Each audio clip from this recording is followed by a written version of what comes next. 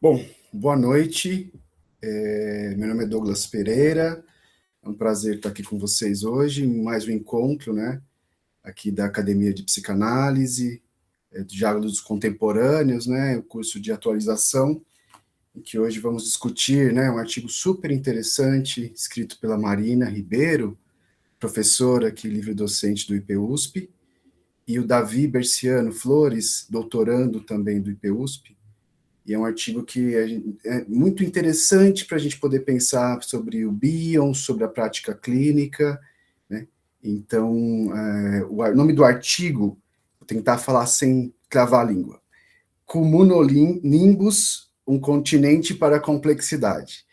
Então, vou passar a palavra para o Davi, depois a gente conversa um pouquinho, preparei algumas perguntas aqui para a gente dialogar um pouco, e é um prazer estar aqui com vocês.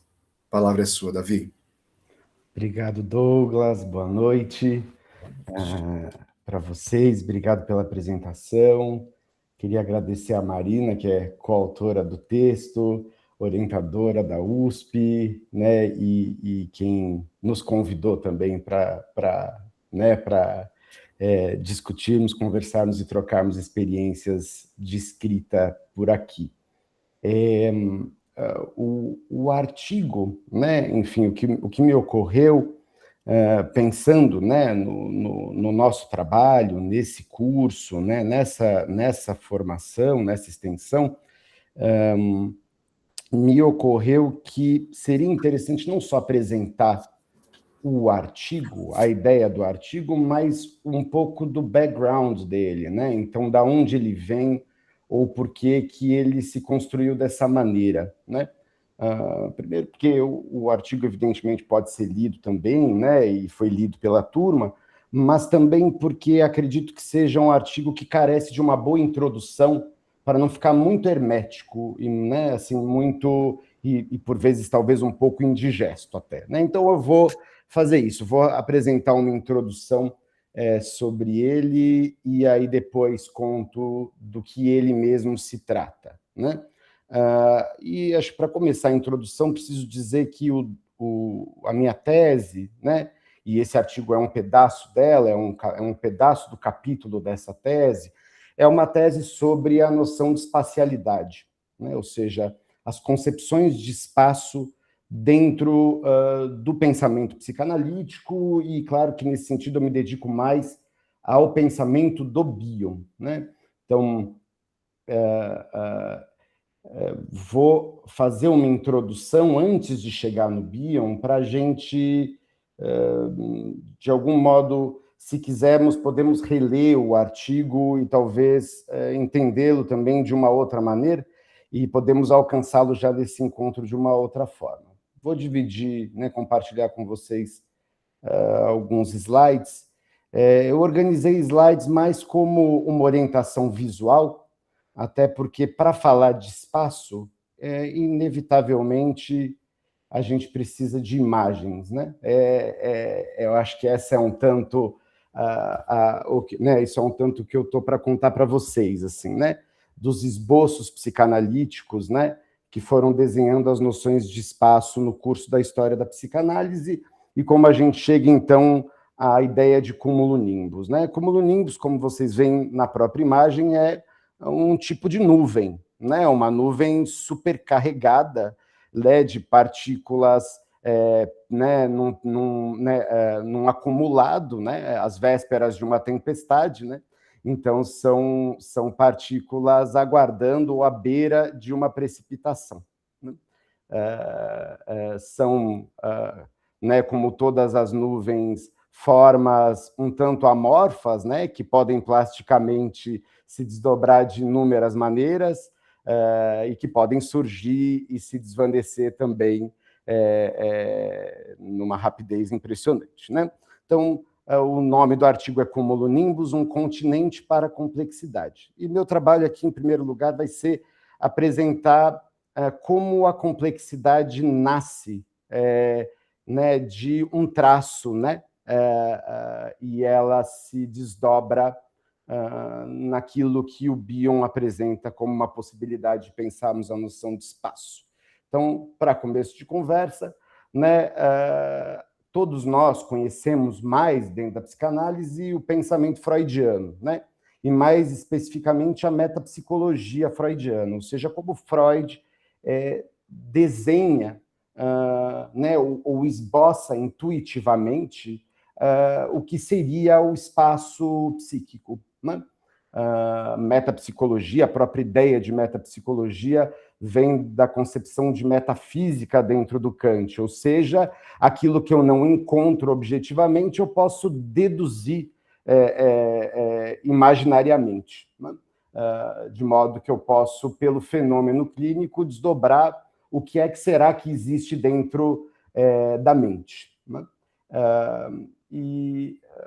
Né, começando a história freudiana, o primeiro caso, né, que a gente pode nomear como caso freudiano, que na verdade não é um caso do Breuer, né, mas que depois vira uma escrita coautoral no estudo sobre a histeria, né, porque o Freud visitava o Breuer e escutava, né, os relatos do Breuer sobre o atendimento da Ana O, foi tida então como a primeira paciente pré-psicanalítica / psicanalítica, né? Ou seja, aquela que instigou Freud, nas suas conversas com Breuer, a desdobrar todas as questões associadas à sexualidade, desejo, ao problema da histeria, das conversões, e que futuramente se desdobra no problema edípico, etc. e tal. O que me interessa aqui é apontar um detalhe que faz parte, não é, do problema do artigo, né? Que é quando a Ana O falava, descrevia seus estados de transe, né? Ou seja, os momentos em que ela entrava num estado obnubilado de consciência e se descolava um pouco da realidade objetiva com a qual ela estava em contato e ia para algum outro espaço, algum outro terreno, né? E, portanto, se observava um tipo de estado de ausência, ela chamava depois esses transes de clouds, ou seja, de nuvens, né? Ela assim os denominava, né? E, claro, dentro da investigação Breuer, né, Breuer-freudiana, as nuvens foram denunciando um problema de dentro do funcionamento psíquico, ou seja, havia uma questão de desejos reprimidos, de recalque, que eventualmente se desdobrava nesses, né, estados de mudança de consciência e levavam a Ana O para esse estado de nuvem, como ela assim o descrevia, né? Freud, né, vou fazer um caminho rápido pelos espaços, né, então não vou contar para vocês a história da psicanálise, mas pensar a história dos espaços dentro da psicanálise, né? Freud, né, levando em consideração o problema do esboço de como seria o espaço psíquico, faz um primeiro rascunho do que seria isso no projeto para uma psicologia científica, né? Um trabalho escrito em 1895 e que ficou fora de publicação. Nós só conhecemos esse trabalho póstumamente. Freud decide não publicá-lo, justamente por ser um trabalho que faz uma série de conexões até então entendidas pelo Freud como ingênuas entre o seu passado de neurologista e a sua percepção clínica do funcionamento da histeria e das neuroses em geral. Ou seja, Freud, que era um neurologista e que trabalhava com a observação das sinapses, né, das ligações neurológicas, tenta fazer um esboço de como funcionam as ideias na vida mental a partir da conexão de ideias. Então, como vocês podem observar entre o primeiro e o segundo desenho, nós temos um esboço de sinapses e logo do lado o esboço de como seria narrada de maneira sináptica associativa o caso Emma, né? A experiência traumática da Emma, né? Em duas cenas distintas, e como essas cenas se desdobram entre partes conscientes e partes inconscientes. Então, nós temos lojistas, roupas e atentado como um elemento inconsciente e um elemento, né, como um elemento dividido dessas partes mais escuras de uma segunda cena que se remete à primeira. Dessa forma, Freud esboça uma linha de divisão invisível, né, marcada simplesmente pela diferença entre essas bolinhas, e supõe, então, que o recalque, né, aquilo que seria alocado na inconsciência e aquilo que seria consciente, se apresentaria dessa maneira neurológico-associativamente. Evidentemente, Freud não publica isso, inclusive porque são terrenos que, na época, pouco se associavam, se não ingenuamente. A gente precisou de mais de um século para que o problema das associações dentro da clínica psicanalítica e a contrapartida neurológica disso pudessem entrar numa conjugação que não fosse tão ingênua. No entanto, Freud, né, conserva esse trabalho guardado, um trabalho cheio de insights, com ideias fantásticas, e constrói seus esboços metapsicológicos, ou seja, né, um trabalho de deduções imaginativas sobre como seria o funcionamento mental, né? O primeiro modelo freudiano é apresentado em 1900, e é o que a gente conhece como a primeira tópica, ou seja, consciência, pré-consciência e inconsciência. E a primeira tópica, ela se organiza dentro do esquema do arco reflexo, como apresentado aqui, né, nesse desenho freudiano da primeira tópica, que demonstra como existe um estímulo do campo da percepção que entra para o aparelho psíquico, ou seja, nós estamos falando de um espaço interno que é invadido por um estímulo. Esse estímulo atravessa um conjunto de memórias, passa por esse UCS, que seria justamente um território inconsciente, desconhecido, que estaria dentro desse aparelho, e depois, num sistema de percepção e de consciência, ganha escoamento, né, pela via da ação. Então, o sistema do arco reflexo é um sistema de recepção e de expulsão, né, de acúmulo e de descarga. E esse modelo freudiano aqui desenhado é um esboço também herdeiro de sua carreira como neurologista. Ou seja, Freud não está agora observando as sinapses, mas uma dedução que envolve sinapses, neurologicamente pensando, e um aparelho, um sistema nervoso, em sua complexidade, que leva a um funcionamento de descargas. As descargas motoras, evidentemente, apareceriam nas conversões, nos tiques, nas parapraxias, nos mais diversos fenômenos da vida mental, por exemplo, na nossa capacidade de falar. Né, a fala seria também uma descarga motora dentro do modelo freudiano. Então, esse seria um primeiro esboço, né? Passando bastante tempo, ou seja, 2 décadas, o pensamento psicanalítico avança, e, claro, temos episódios aqui pulados, né, mas o pensamento freudiano, por exemplo, atravessa o reconhecimento de uma proporcionalidade maior da inconsciência, ou seja, uma parte significativa do ego, ou seja, né, da nossa concepção de eudade, de si mesmos, em sua predominância inconsciente. Então, Freud vai abandonando uma hipótese de um aparelho consciente e vai aprofundando sua parte inconsciente. Estamos aqui no Além do Princípio do Prazer, às vésperas da segunda tópica, uma tópica que pressupõe um aparelho muito mais escondido do campo da percepção.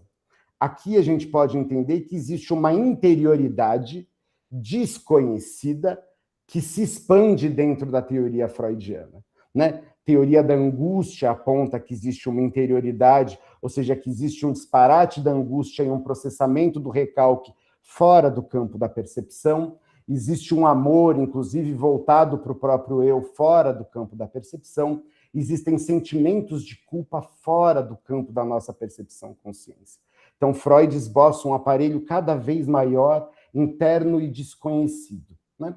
E aqui, né, caminhando nessa linha cronológica, em Além do Princípio do Prazer, Freud faz uma associação que eu entendo como uma associação que pressupõe espacialidade.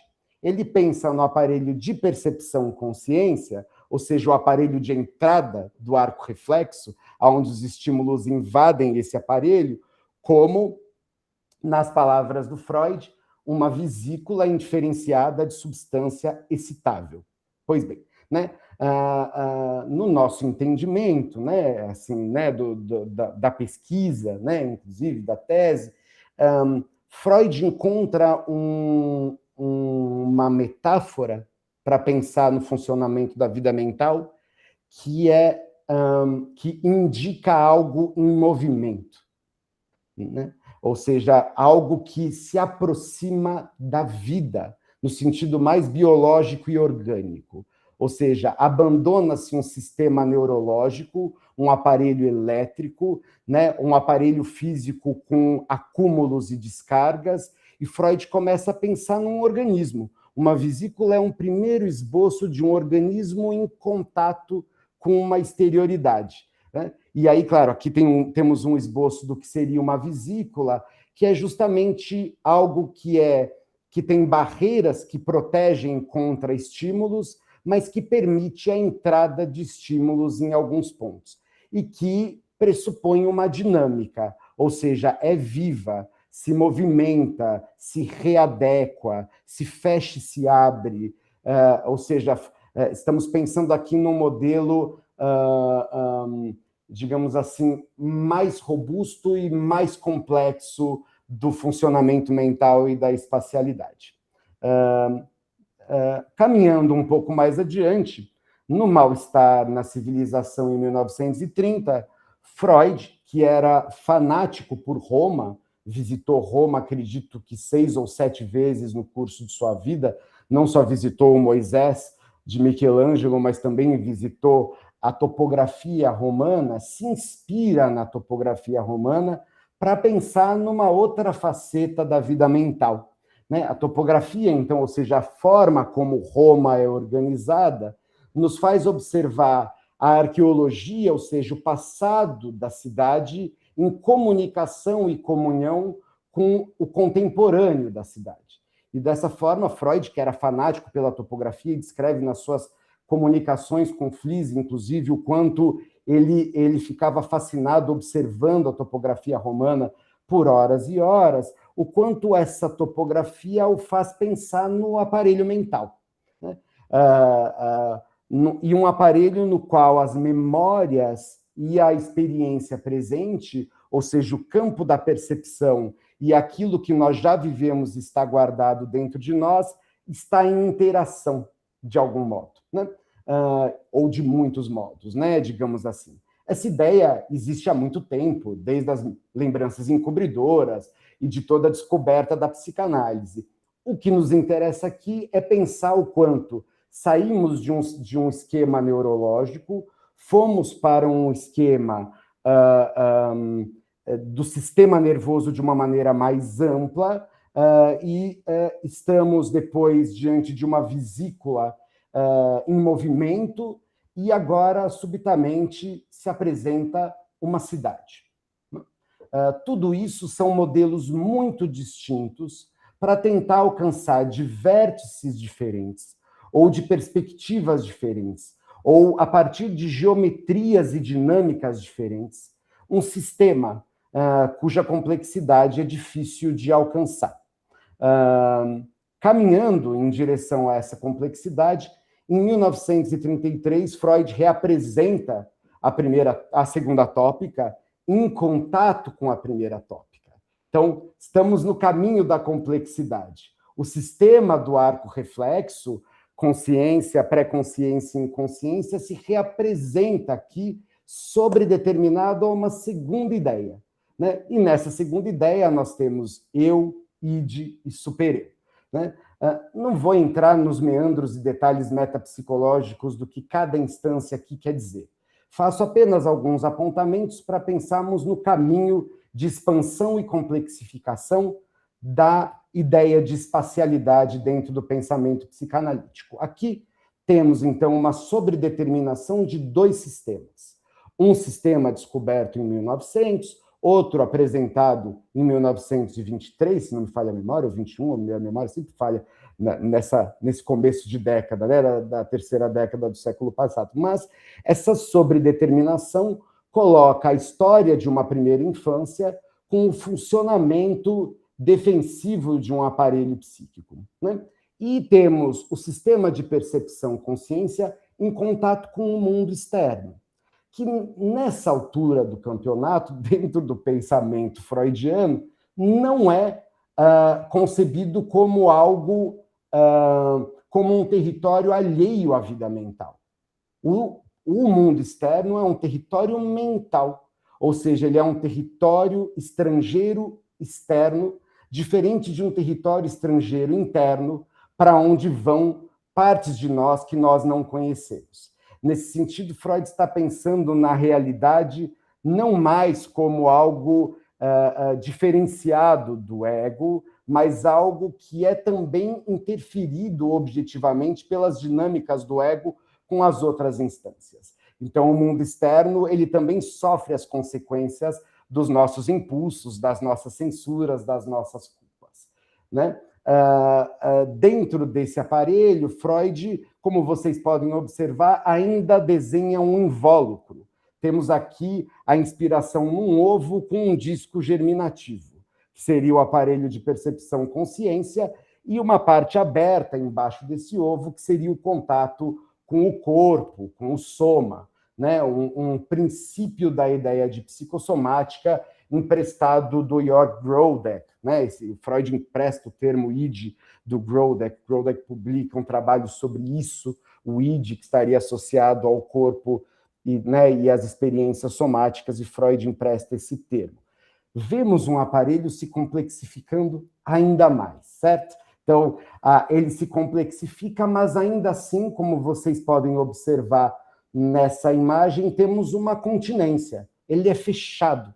E a abertura dele, diferentemente daquela vesícula que Freud apresenta, que é penetrável, é um aparelho com ainda uma estrutura hermética.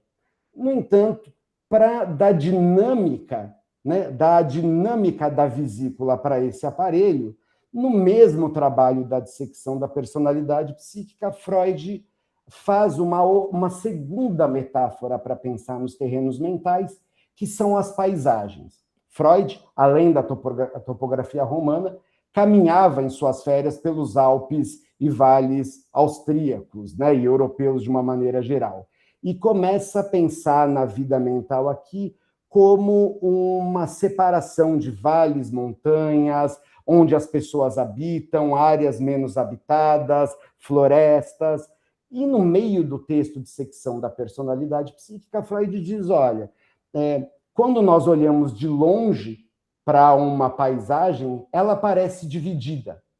Mas quando nós nos aproximamos, nós percebemos que os vales e montanhas se entranham, que o gado e as pessoas se comunicam, que as partes menos habitadas eventualmente são percorridas, são visitadas por alguém. Então, quando Freud faz essa ressalva nesse texto, ele está dizendo, desenhe um aparelho fixo, mas pressupõe um movimento nele. Aqui existe uma preocupação no texto de falar sobre escalas, né? Ou seja, dependendo da distância que olhamos, a coisa é parada. Mas se nos aproximamos, a coisa se move. Se olhamos de um vértice, ela é toda subdividida. Se olhamos de perto, ela se embrenha. E aqui, então, mais uma vez, caminhamos rumo à complexidade. Uma pequena observação associada a isso. Eu acabei de citar um texto intitulado Dissecção da Personalidade Psíquica. Freud era um médico, né? No Nascimento da Clínica, do Foucault, o Foucault apresenta a ideia de que a introdução, o começo do pensamento clínico, tanto médico quanto psicológico, dependia da morte, porque era só morto que o corpo poderia ser devidamente dissecado. E então você só conseguiria entender o funcionamento de algo quando algo não funciona mais, né? E o que nós estamos observando aqui no curso do pensamento freudiano é o quanto Freud, da observação das sinapses nos microscópios, passa a imaginar a vida no aparelho psíquico, né? Abandona a ideia de um aparelho olhado microscopicamente e passa a olhar um aparelho fora das lâminas, em funcionamento móvel, né? Isso é importante porque faz parte da construção, apesar do texto do Foucault vir bastante depois, é uma observação sobre o quanto as dissecções vão se transformando em observações de outra natureza. E aqui chegamos então a Melanie Klein. Pela Melanie Klein, vou passar um pouco mais rápido, inclusive porque o artigo trabalha principalmente a interface Freud-Bion. Mas sobre Melanie Klein, tenho duas observações que são bastante relevantes e fundamentais para pensarmos o modelo bioniano de espaço. A primeira é de que Melanie Klein trabalha, claro, observa, tem um trabalho clínico dedicado fundamentalmente à observação de bebês e de crianças, né? Tenta, né, busca a solução do problema da psicose através da observação do brincar e do desenvolvimento, né, do nosso desenvolvimento mais arcaico. E a Melanie Klein trabalha em seus textos, né, o exercício teórico da Melanie Klein é híbrido. Quem apresenta isso é o Luiz Cláudio Figueiredo, ele intitula de hibridismo epistemológico. O hibridismo epistemológico, se lemos a maioria dos trabalhos da Melanie Klein, eles interpolam observações metapsicológicas, tipicamente freudianas, mas com toques kleinianos. A Melanie Klein está mais atenta às parcialidades e à dinâmica das parcialidades do funcionamento mental, introjeções, projeções, fragmentações, ejeções, ataques. Então, o vocabulário kleiniano se volta muito mais para um sistema arcaico, dinâmico e fragmentado, parcializado. E a Melanie Klein interpola essa descrição metapsicológica com um trabalho fenomenológico, de descrição da experiência psíquica da criança no brincar. Em dois textos, por exemplo, como Os Princípios Psicológicos da Análise Precoce e a Personificação do Brincar, no Brincar das Crianças, a Melanie Klein descreve, interpolando com sua metapsicologia, o quanto armários e mesas podem subitamente atacar uma criança, o quanto uma criança pode transformar um objeto em outro e dar nomes diferentes a ele, o quanto a mãe pode ser projetada e reintrojetada para o funcionamento mental da criança. Essa descrição é importante porque indica mais movimento, e não movimento dentro de um sistema metapsicológico, mas movimento na observação clínica da vida mental em seu funcionamento lúdico, né? Então, a gente sai de um modelo que pressupõe o aparelho e cai no modelo que indica uma observação da vida mental em sua forma menos interpretativa e mais vivida, mais em contato com as fantasias inconscientes, ou seja, com como é a experiência mental de alguém a partir de seus impulsos, de suas descargas internas em contato com o mundo, e menos dentro de uma descrição objetiva e de fora, distanciada da vida mental, do que a vida mental seria. Um pouco mais adiante, seguindo o caminho cronológico, em notas sobre alguns mecanismos esquizoides, a Melanie Klein apresenta um conceito que é fundamental para o pensamento bioniano, para a escola inglesa na contemporaneidade, um conceito sobre o qual nós falamos bastante, né?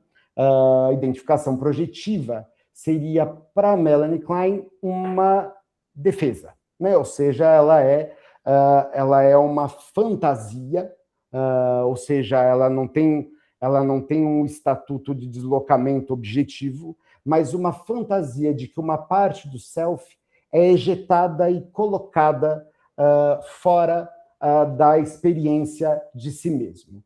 O desenho, né, a pintura do Dalí, é uma tentativa de esboçar de uma maneira estética o que seria a experiência kleiniana de fragmentação da vida mental e, eventualmente, de expulsão para o espaço dessas partículas, dessas partes que podem, então, circular para fora da vida mental e retornar para a vida mental.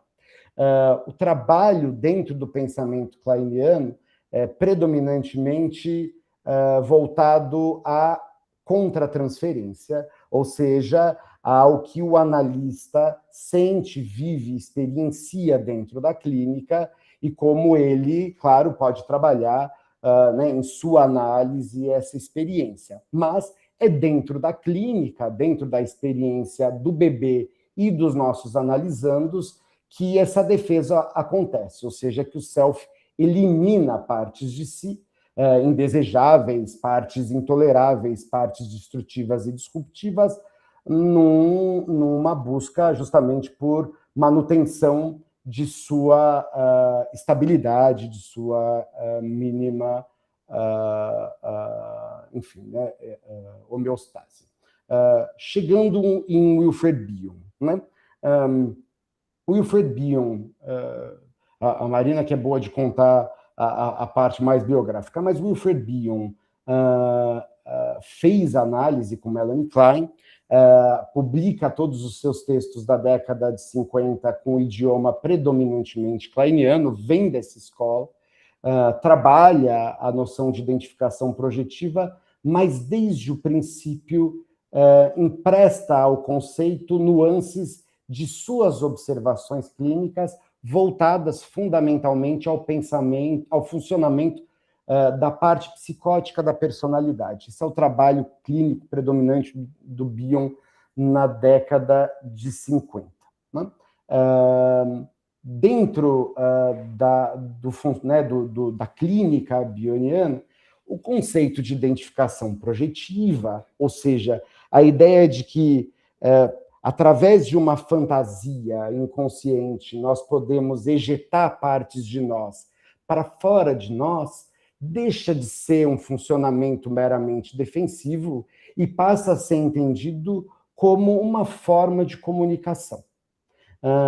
Essa sutil transformação de um conceito, transformando uma defesa em comunicação, ou seja, abrindo esse invólucro pressuposto de um aparelho que estaria fechado e poderia fantasiar sua ejeção, né, para a ideia de que essa ejeção é uma forma de vínculo, é uma forma rudimentar e primitiva de contato com o outro, abre nessa antiga vesícula freudiana um novo caminho de interação com a alteridade, com o outro.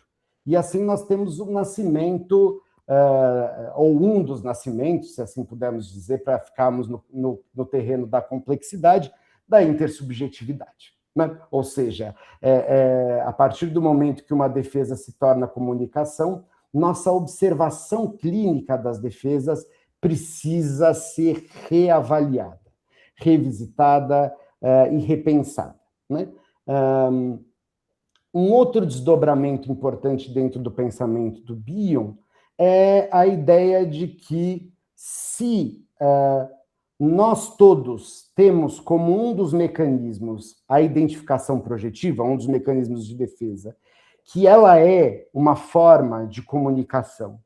E aí o Bion acrescenta, né? Ele diz, e para além de ejetarmos uma parte, né, do self, uma parte ruidosa, intolerável, nós também podemos ejetar funções do nosso ego. Então, julgamento, atenção, parte da nossa sensorialidade, audição, olfato, olhar, se todas essas partes podem se fragmentar, então fica praticamente indiscernível entender quem sou eu e quem é o outro, ou que parte do mundo vem e é oriunda da minha mente e que parte do mundo está fora dela. Esse, claro, já é um projeto antigo freudiano, né? A ideia de um mundo externo como algo que é derivado e invadido pela vida mental, ou seja, o mundo externo como uma instância que sofre as consequências da vida mental como qualquer outra, aqui nós temos um outro projeto em criação, que não é mais o projeto de um aparelho, mas um projeto muito mais voltado para o campo fenomenológico kleiniano, que é o campo da experiência. O objeto de observação clínico aqui muda radicalmente. Não se pressupõe mais que a experiência mental tem um lugar. Ela não tem um invólucro, uma carapaça craniana, ela não está inoculada nas sinapses ou no sistema nervoso. Ela está em curso, em viva dinâmica, no contato com os objetos e com as alteridades. Então, a vida psíquica só pode ser observada aqui se for observada a experiência mental, o contato do sujeito com o mundo e como o mundo, né, se comunica, entra em contato e o afeta. Né? Partindo dessa ideia, e claro, estou fazendo um esboço rápido, mas aqui já estou dentro do artigo, e daí só vou contar depois, no final, para vocês qual é a ideia do artigo dentro dessas concepções. Bion encontra três, eu assim organizo no artigo, três soluções para pensar nessa nova concepção de espaço. Então, se temos um espaço fora de um invólucro psíquico, se esse espaço é agora vivo e dinâmico, em contato com todos os objetos e todas as experiências, de modo que é muito difícil identificar onde a vida mental está, ou de quem ela é, já que se eu sinto uma coisa, mal sei dizer se sinto porque ela é oriunda da minha vida mental ou se ela deriva de uma outra mente, né? Já que a identificação projetiva se torna uma via de comunicação. Então, é preciso repensar sistemas e concepções de espaço, não mais pensando numa descrição anatômica, numa descrição de um sistema e de um aparelho, mas agora pensando em interações. A única maneira, olhando para o pensamento de Bion, de pensar na vida mental, é a partir da interação entre sistemas. Não estamos mais diante de uma origem ou de um ponto aonde podemos encontrar a vida mental, mas encontramos pontos em contato que podem nos trazer evidências do que está acontecendo na vida mental. Né? Nesse sentido, a primeira teoria bioniana de espaço é a sua teoria do pensar, na qual Bion usa a noção matemática de eixo cartesiano para pensar nas possíveis transformações de dois sistemas que estão em constante interação. Bion assim os nomeia, em primeiro lugar, pensamentos em busca de um pensador. Em segundo lugar, um aparelho para pensar pensamentos. A ideia, que pode soar muito subversiva para quem está muito apegado à ideia de que o inconsciente é um lugar, de que o desconhecido está dentro de nós, é uma ideia muito interessante no sentido de que ela é continente das teorias anteriores. Ou seja, no recalque existe um pensamento em busca de um pensador. Só que na identificação projetiva, ou seja, na comunicação rudimentar em busca de uma simbolização, também existe o pensamento em busca de um pensador. Nos funcionamentos projetivos e alucinatórios, também há pensamentos em busca de um pensador, e existe um aparelho para pensar pensamentos, ou seja, existe uma mente, existe alguém, né, ou alguém, mentes em contato, em busca de entrar em contato com esses pensamentos, em busca de um pensador. Esse modelo é amplo, aberto, mas ele leva em consideração justamente a complexidade de um aparelho neurológico que tem vida e que, eventualmente, olha para a topografia das cidades ou para os vales e montanhas, e se encontra em todos esses elementos, quer seja anatômicos, quer seja no brincar, quer seja nos sonhos, quer seja de olhos abertos. Bion, a partir daí, dessa ideia desses dois eixos, desenha a grade, a qual eu também não vou me dedicar, porque a ideia aqui não é nos determos aos conceitos, mas pensarmos num espaço em expansão e complexificação. A grade nada mais é do que esses dois eixos cartesianos em contato. Na parte horizontal, a hipótese definitória, a resistência ou mentira, as funções do ego freudianas, ou seja, temos aqui um modelo bioniano que dá continência para os modelos anteriores, e o reticência Zene, no sentido de que é um modelo aberto, ou seja, Bion não pretende esgotar a percepção de espacialidade dentro de um modelo, mas coloca o futuro na sétima casa, no sentido de que há de se descobrir ou de se observar e se evidenciar outros aspectos desse eixo do funcionamento do pensar. E na coluna vertical temos, então, a genética dos pensamentos, a maneira como eles podem se apresentar para nós. Desde elementos beta, que são elementos rudimentares não mentalizados, até elementos alfa, que são mentalizados, pensamentos oníricos, sonhos e mitos, que são associáveis e podem se transformar em textos, associações, e toda a nossa capacidade de contar, historicizar e descrever aquilo que vivemos, e a partir daí, preconcepções, concepções, conceitos, até chegarmos ao mais abstrativo desse sistema, que seria o sistema científico-dedutivo e o cálculo algébrico. Bion organiza um campo aberto de exploração e observação do pensar, que está para muito além de um aparelho defensivo, mas está, inclusive, no campo das investigações e explorações, no campo da ciência, inclusive. Né? Um pouco mais para adiante, Bion apresenta um outro modelo, que é um desdobramento de sua teoria do pensar, que são as transformações. Né? O modelo, o Bion apresenta no começo do livro sobre transformações a seguinte proposta. Bion diz, existe um campo de papoulas, né? E podemos pensar no campo de papoulas. E temos do outro lado uma pintura do Monet do campo de papoulas. A pergunta do Bion é: o que é que se conserva entre o campo de papoulas e a pintura do Monet que nos permite deduzir que ambos são campos de papoulas? Quando Bion nos instiga a pensar nisso, Bion está dizendo, mais uma vez, que as coisas não têm um lugar, mas elas sofrem transformações. Então, a gente pode encontrar uma transformação em fotografia, do lado esquerdo, um campo de papoulas fotografado, ou uma transformação em pintura, do lado direito, que é uma pintura do Monet, né, uma transformação artística do campo de papoulas.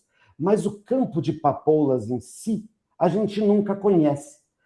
Pode-se dizer, mas eu visitei o campo de papoulas. Mas visitou como? Você tocou nele? Você olhou? Você sentiu o cheiro do campo de papoulas? Você pensou ele? Então, qualquer elemento precisa ser transformado pela vida mental. E a vida mental é uma recorrência de transformações desses eventos. Né? E, claro, mais uma vez, temos um modelo dinâmico, que indica uma dinâmica e uma continuidade de transformações, um modelo vivo, dessa vez mais estético, com uma apreensão estética mais proeminente, e Bion, com esse trabalho, nos faz pensar em todas as transformações da vida mental, incluindo as teóricas. Freud fez transformações freudianas e observou a vida mental desde seu aparelho mental, de seu aparelho para pensar pensamentos. Klein fez suas transformações kleinianas, Monet fez suas transformações, e assim nós as fazemos por aqui. Todos nós fazemos transformações dos fenômenos com os quais estamos em contato, e isso é o mais próximos que chegamos a eles. Né? E, por fim, Bion, como último modelo de espacialidade, pensa não uma transformação ou outra, mas o interstício, o que está entre elas, o que está entre uma forma e a outra. o que está entre a primeira e a segunda tópica, o que está entre a pintura e a fotografia, o que está entre o passado e o futuro. E Bion se inspira no pensamento do Freud, né, na ideia do Freud do Inibições, Sintomas e Angústia, de 1927, em que Freud diz há muito mais continuidades entre a vida intrauterina e a primeira infância do que a impressionante cesura do ato do nascimento nos teria feito acreditar. Com isso, Bion encontra o seu último modelo, sua última ideia de espacialidade, que é justamente se encontrar num espaço entre, num espaço que pressupõe continuidade e descontinuidade, um espaço em que nós podemos ver as coisas separadas, mas ao mesmo tempo indiscriminá-las como coisas que nos levam a pensar continuidades. É um modelo continente que abarca toda a história que eu contei para vocês até aqui. Uma história de tentativas de discriminar os espaços, de encontrar um lugar de origem para os fenômenos que nós vivemos e que, ao mesmo tempo, aceita que a origem não existe. Ou seja, que nós só podemos observar os movimentos da mente, o que aconteceu entre uma transformação e outra, e nada, para além disso, nos levaria a encontrar a vida mental. Né? Um abandono absoluto nesse sentido do pensamento metapsicológico, da ideia de um lugar e um reconhecimento absoluto da experiência emocional, ou seja, de uma dinâmica contínua de experiências que se apresentam diante de mim, e é no trânsito entre essas experiências que eu observo a vida mental em curso.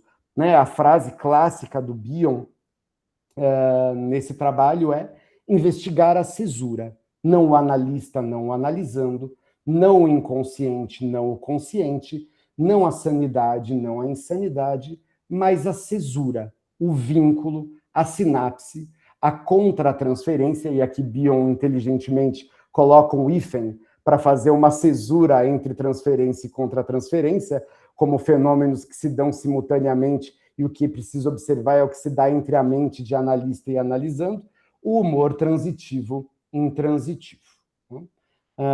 Vou parar de compartilhar e contar para vocês agora por que toda essa introdução. O artigo se dá a partir de uma experiência que é, num belo dia, conversando analisando com um paciente, ele, num estado de muita angústia, fecha os olhos para explicar o que ele está vivendo internamente, e depois de muito se esforçar para dizer alguma coisa, ele diz, eu tenho uma nuvem na cabeça.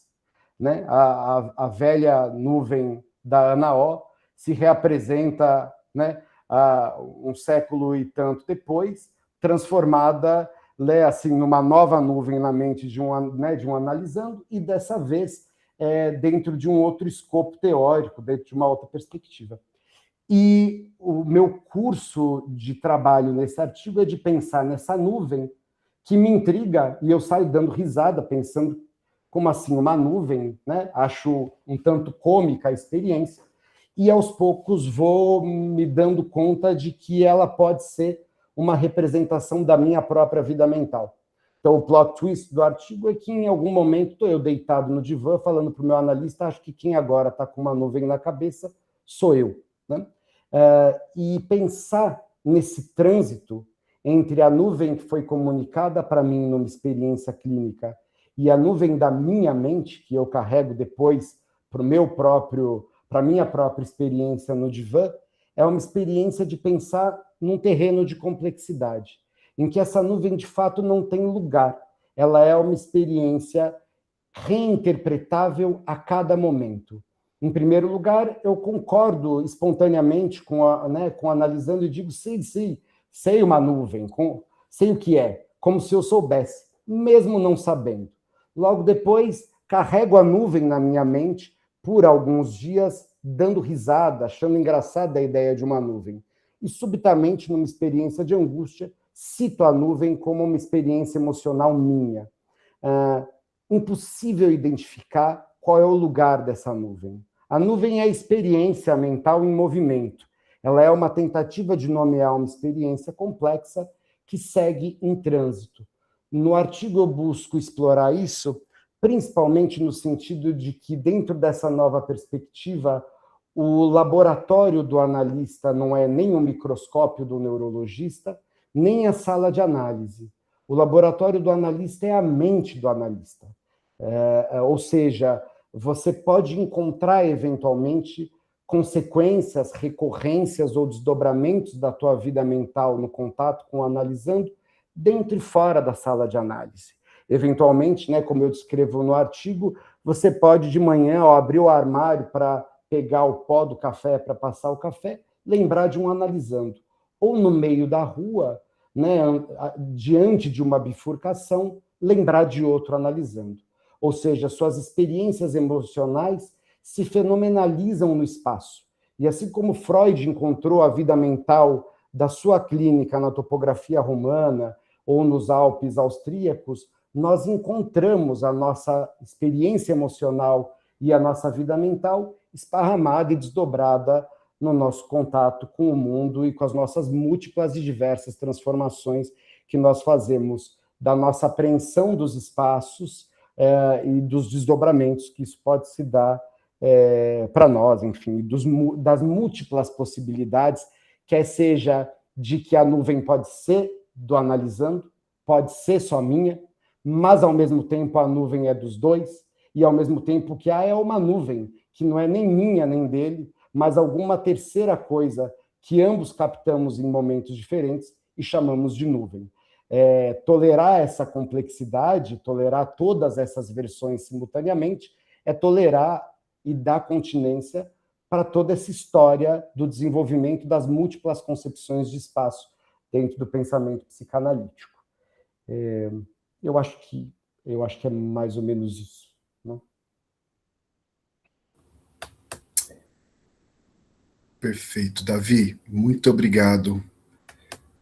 Muito obrigado. Ótima apresentação. Acho que deixa muito claro, assim, em vários pontos. Acho que você trabalha muito bem, né, na sua apresentação. Acho que, além do conteúdo do artigo, que é excelente para poder, tanto para quem conhece muito Bion, quanto para quem não conhece tanto, assim como eu, e poder, acho que você faz uma articulação muito interessante, Davi, que é um Bion que está em constante diálogo com Freud, além do texto de 1911, né, que normalmente se fala o Bion, tem o texto dos dois princípios do funcionamento mental, como o texto que, de alguma forma, é essencial para o pensamento Bion, né? Eu acho que você, na sua apresentação, mostra o quanto que acho que a sua apresentação e o próprio artigo, no seu diálogo com o Edgar Morin, com o Bion, com o Freud, vai mostrando um pouco como a forma e o conteúdo vão se articulando dentro da própria escrita do artigo, né? Na ideia de que, para se aproximar de qualquer fenômeno, é impossível pensá-lo apenas a partir de um vértice, de um tipo, de uma perspectiva, e que acho que você traz muito bem, é como o Bion está inserido dentro dessa linhagem, digamos, da Melanie Klein, evidente, mas também do Freud, e como o Freud também é um autor muito contemporâneo, né? Porque às vezes a gente tem um pensamento do Freud de um autor de uma certa leitura que muito estanque, e o que eu acho que você faz é poder pensar um Freud processual também, de alguma forma, e um Freud que também está em diálogo constante, sobretudo a partir da segunda teoria das pulsões, né, com a psicanálise contemporânea. Então, acho que a sua apresentação é muito, muito interessante nesse sentido também, né. E aí eu pensei em algumas questões, Davi, para a gente conversar, né. Eu pensei mais do que questões fechadas, eu fiquei pensando um pouco como o texto me suscitou pontos que talvez, para quem tem uma aproximação maior com o pensamento bioniano, pode até ser questões um tanto triviais, mas eu penso que podem nos ajudar a compreender tanto a importância, a comunicação do seu texto, e também pensar para a prática clínica, né? Como que a gente pode, de alguma forma, usar o Bion do nosso modo, que eu acho que, pelo que eu conheço do Bion, é isso que ele gostaria, né? Que não fôssemos bionianos, nem winnicottianos e coisas do tipo. E então eu formulei alguns pontos para a gente conversar. Eu queria começar primeiro, Davi, talvez pelo terceiro que eu formulei, da cesura. Eu queria perguntar um pouquinho, que você pudesse falar um pouco mais, que eu achei muito interessante, que fui aproximando um pouco do Winnicott, né, que é o autor que eu tenho mais proximidade, que o tema da cesura. Eu queria pensar assim, o Bion é um autor também do paradoxo, talvez de uma forma diferente do Winnicott, mas de alguma maneira o conceito de cesura, pelo que você nos mostrou, é um ponto, é uma terceira formulação do espaço, né? Psíquico, que de uma forma é uma formulação ali mais para o final do pensamento dele, que vai se desdobrando, né? Você acha que dá para pensar isso? Como é que daria para a gente pensar no paradoxo no Bion? Né? Eu acho interessante, porque a cesura é esse que liga e separa, de alguma forma tem um diálogo muito interessante com o Winnicott, toda a questão do espaço potencial. Né? Pergunto isso não para a gente tentar aproximá-los e dizer que são iguais, pelo contrário, para a gente talvez poder conversar e pensar especificidades de cada autor. E eu fiquei pensando também o quanto que os dois, né? Aí, lendo o artigo de vocês, eu me lembrei do Ogden, toda a discussão da psicanálise ontológica e como faz todo sentido a gente poder pensar como Bion e Winnicott, de fato, são dois autores que promovem de jeitos distintos algo para a gente poder pensar na nossa prática contemporânea como uma prática de, vou usar essa expressão, de cuidado, de experiência dos seres e interação, né? E não do desvelamento do inconsciente. Não que isso não possa ter o seu lugar, que ele vai chamar da psicanálise epistemológica, mas que são dois autores que vão nos ajudar a pensar nisso. Queria pensar primeiro essa questão da cesura. O Douglas, sabe que assim, eu vou responder comentando também o seu comentário, que eu acho que eles se comunicam de algum modo, né? Eu acho que o tour de force, né, assim, do problema da espacialidade é justamente pensar a espacialidade transcendendo a autoria, né? Ou seja, como desde a Ana O ou do movimento romântico até a contemporaneidade, nós não temos descoberto espaços diferentes, mas complementariedades e pluridimensionalidades da espacialidade, né, na vida mental, né? E nesse sentido aparece, né, assim, pensando no problema do paradoxo, aparece, né, o problema do paradoxo, ele é bioniano, winnicottiano, mas ele é anterior, né? Assim, então ele faz parte da problemática freudiana, né? À medida que Freud vai identificando a necessidade de dar movimento para algo, mas ao mesmo tempo ele não encontra outra opção senão descrever algo de maneira rígida, ele está diante de uma lógica paradoxal. Quando ele propõe uma associação livre e, ao mesmo tempo, aponta a impossibilidade disso se dar, porque a vida inconsciente não nos permite a liberdade de livre associar, ele está dentro do campo dos paradoxos. A ideia de atenção uniformemente flutuante, né, que pode ser traduzida como atenção desatenta ou qualquer coisa dessa natureza, também se organiza dentro de uma tese, de uma antítese que em atrito geram uma tensão paradoxal, né? O Bion me parece alguém especialmente atento, né, pensando no paradoxo dentro do pensamento bioniano, e acho que isso é uma resposta, talvez a Marina tenha outras contribuições, não sei, mas assim, o que eu entendo é que o paradoxo dentro do Bion, ele está especialmente voltado para essa dimensão da não estrangulação do pensar ou da não paralisação do pensar. É isso que aparece, inclusive, na consonância entre o Edgar Morin e o pensamento do Bion, que é pensamento aglomerado precisa ser desdobrado. Pensamento estático carece de ganhar trânsito. E a vida mental é o tempo inteiro esse paradoxo entre um estado de de continuidade, ou seja, a vida mental é trânsito, né, é transiência contínua, e não estamos diante de outra possibilidade por conta das nossas limitações sensório-motoras, senão fotografar a vida mental em um ponto, em um vértice. E nesse sentido, o paradoxo nasce no pensamento bioniano.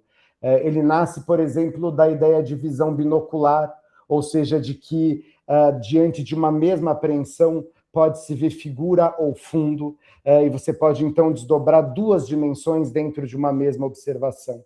E isso, claro, vai se multiplicando para um campo de maior complexidade. A ideia de vértices, para além do paradoxo no sentido da tensão entre tese e antítese, se desdobra num holograma, ou seja, num objeto de tamanha complexidade que você não consegue alcançá-lo senão através de um vértice ou outro. E me dá a impressão de que a cesura é o conceito do Bion que mais indica movimento. Ou seja, ele está mais próximo da experiência do paradoxo do que da descrição do paradoxo. Ou seja, observar entre duas experiências, tentar colocar-se entre dois estados, ou entre, por exemplo, uma concepção e outra, é ficar justamente no ponto de tensão. Por isso que eu recorto, inclusive, as duas partes da transformação e deixo só essa fímbria, né, esse pedaço nebuloso entre duas experiências. É aí que Bion habita o paradoxo, né, na concepção de que uma experiência emocional ela é sempre o reconhecimento de um trânsito entre estados ou de pelo menos dois estados, ou o estado onírico e o estado de vigília, e como os dois se sobredeterminam e coexistem, ou o passado, o presente e o futuro como temporalidades que se embrenham, e daí a proposta de uma escuta sem memória, sem desejo e sem necessidade de entendimento, no sentido de que o passado não está separado do presente, ele se apresenta no presente, né? A regressão não carece de ser buscada, ela está presente no momento da sessão. Então, nesse sentido, Bion coloca em tensão temporalidades, modos de pensar, discriminações e indiscriminações, continuidades e descontinuidades. E eu acho que essa é uma tentativa do Bion de se aproximar da velha história do paradoxo psicanalítico, inclusive no estilo. Assim como Freud se dizia e se desdizia logo depois, o Bion também faz esse curso cada vez mais solto nos seus últimos textos de produzir uma escrita dinâmica que indique movimento e não paralise, não produza rigidez no pensar.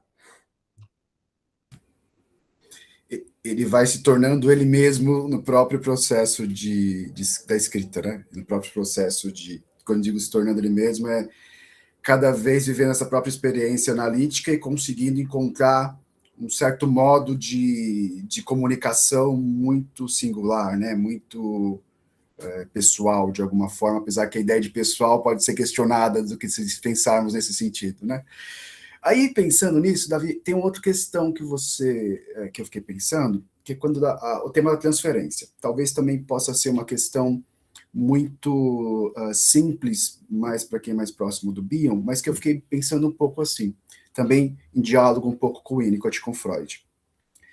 No Winnicott tem uma ideia de transferência, que eu acho que é muito contemporânea também, que é uma transferência muitas vezes como um sinal, né? Uma forma de encontrar o não acontecido da experiência, e que é como se fosse muitas vezes uma demanda para que alguma experiência intersubjetiva possa acontecer, para que aspectos do self possam se constituir, né?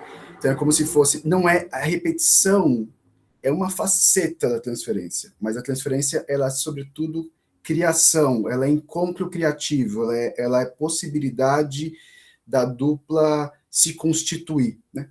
E eu fiquei pensando um pouco também, que eu acho que isso parece muito próximo também de outra maneira de pensar, mas acho que parece que tem alguma proximidade com a forma como Bion trabalha clinicamente, pelo menos como eu compreendo, E aí tem a história da transferência em movimento rígido, como transformação em movimento rígido, que você traz, né, vocês trazem muito bem no artigo.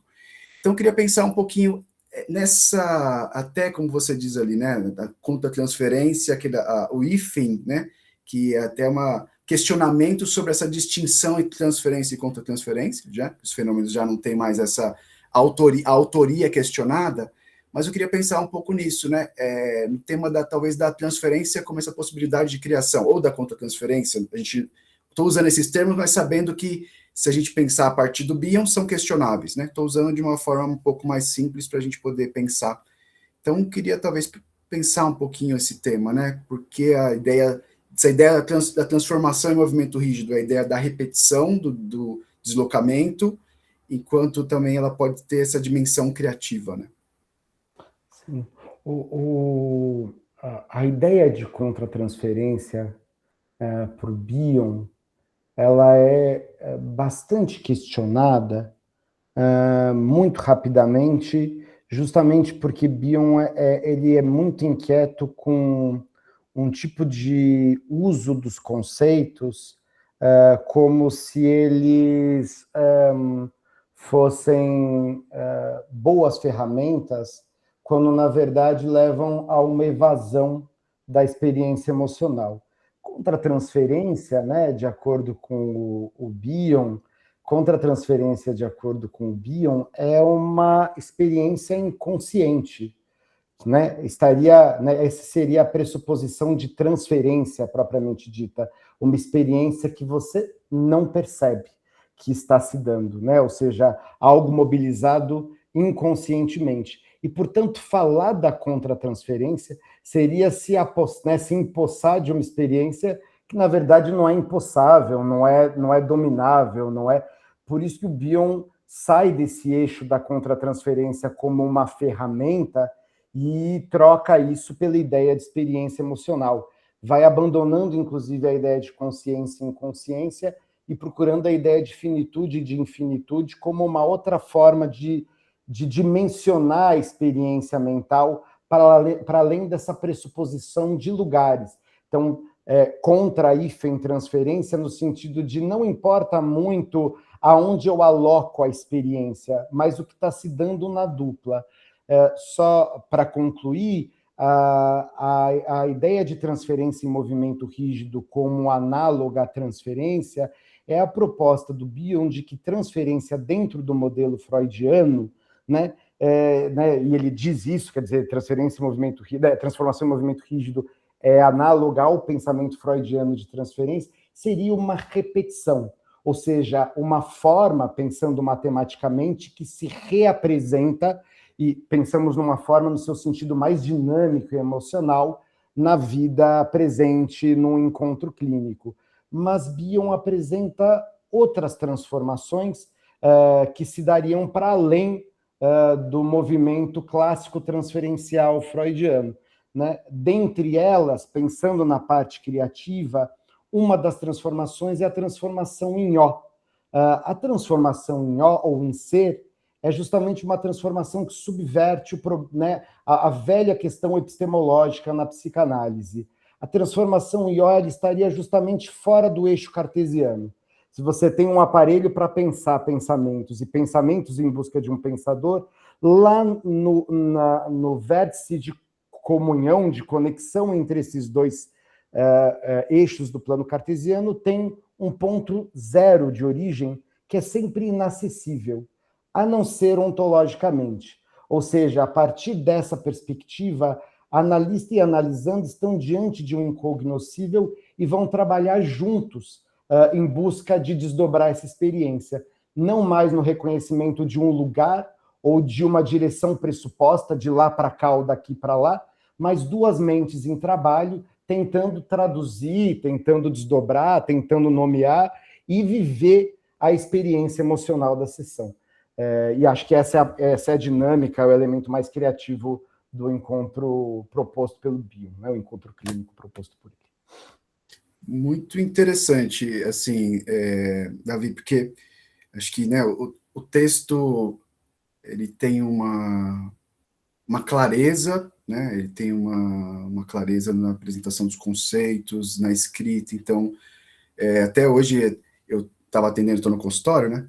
Estava atendendo, já me fez pensar coisas aqui super interessantes no próprio atendimento, na prática clínica. Me deu vontade de ler o Bion.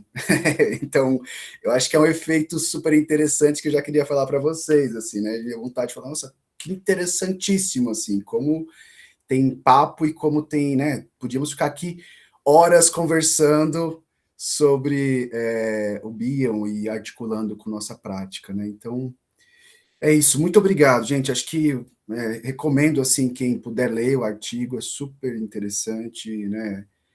Acho que traz uma compreensão muito clara, como eu disse. Eu acho que a ideia foi pouco conversar, né, Davi e Marina, que trazer um pouco também os pensamentos que eu fui tendo e as dúvidas aqui, os pontos que o artigo me ajudou aqui, né, que me suscitou. Então, é um pouco isso. Obrigado, gente, e nos vemos em breve aí. Um abraço. Obrigado, Davi, Marina. Obrigado, Douglas. Obrigado.